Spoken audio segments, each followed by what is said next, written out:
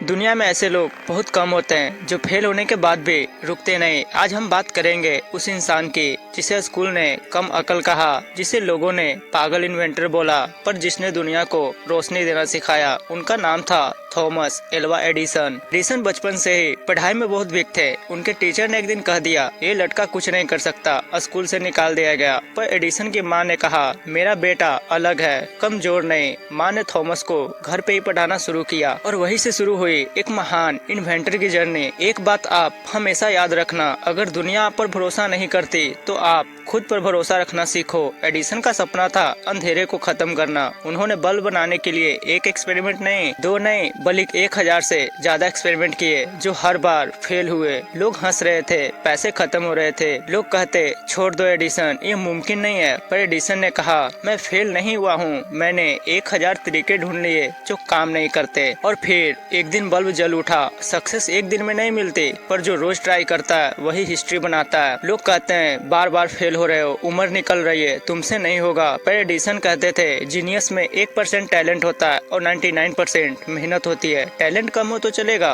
पर मेहनत कम नहीं होनी चाहिए। आज का यूथ जब 2 बार फेल होता है, एक जॉब में रिजेक्ट होता है, एक एग्जाम क्लियर नहीं होता, तो बोल देता है अब मुझसे नहीं होगा। याद रखो, अगर एडिसन भी ऐसा सोच लेते तो आज दुनिया अंधेरे में होती। फेलियर एंड नहीं होता, फेलियर ट्रेनिंग होता है। अगर आज आप गरीब हो, कंफ्यूज हो, फेल हो चुके हो, तो समझ लो आप सही रास्ते पर हो। बस एक बात आप हमेशा याद रखना, अंधेरा जितना गहरा होता है, रोशनी उतनी ही तेज होती है। थॉमस एडिसन ने बल्ब नहीं, उम्मीद का आविष्कार किया था। फेल हो रहे हो मतलब ग्रो कर रहे हो, रुकना मत, क्योंकि रोशनी पास में ही है।